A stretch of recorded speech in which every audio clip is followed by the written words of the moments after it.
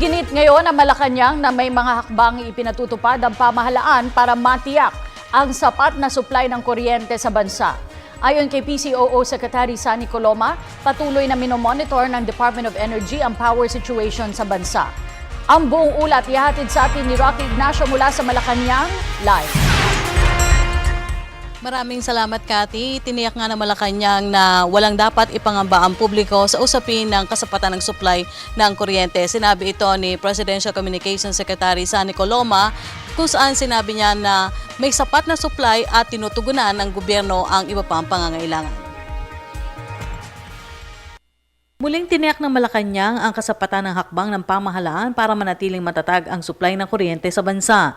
The Department of Energy continues to monitor the power situation nationwide to ensure stability of supply and electric power rates, especially during the summer months. Government is exerting maximum efforts to prevent power outages or brownouts. Sinabi pa ng kalihim na sa kasalukuyan ay may sapat na supply sa Visayas at Luzon habang ang problema sa ilang bahagi ng Mindanao ay binibigyan na ng katugunan. Tunghayan natin yung malaking larawan. No? Sa malaking larawan, sa pangkalahatan, yung Luzon at yung Visayas ay mayroong sapat na supply.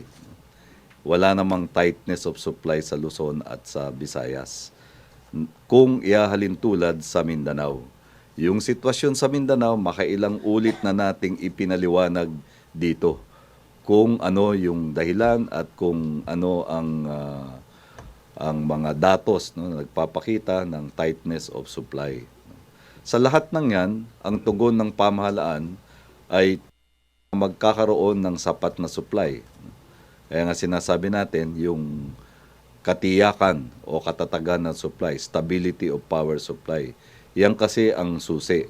Nagsalita ang palasyo sa report na posibleng umiral ang power outages sa pagpasok ng summer. Pagkikait ng palasyo sa halip gumawa ng negatibong sitwasyon ay makipagtulungan na lamang para gumawa ng mga kaparaanan na maiiwasan ang kakulangan sa supply ng kuryente. Siguro mas mainam kung yung mga players dito sa power industry pagtutulungan yung sitwasyon.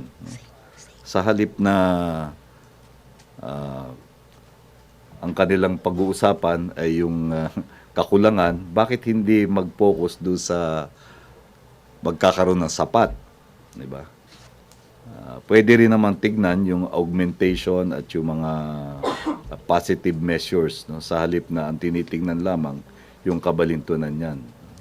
Pwede naman magkaroon ng balancing perspektibo na hindi magre-resulta sa walang batayan na alinlangan o pagkaligalig ng mamayan. Paliwanag pa ng kalihim, may ginagawang pagmonitor ang pamahalaan sa pangkalahatang sitwasyon ng power supply. DOE monitors it hourly. Sa buong 24-hour cycle, merong hourly monitoring. Nakikita yung galaw no, ng daloy ng kuryente sa buong kapuluan.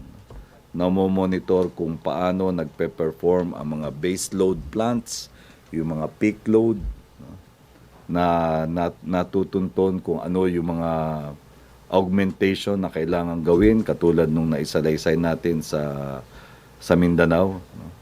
Kaya't hindi tayo dapat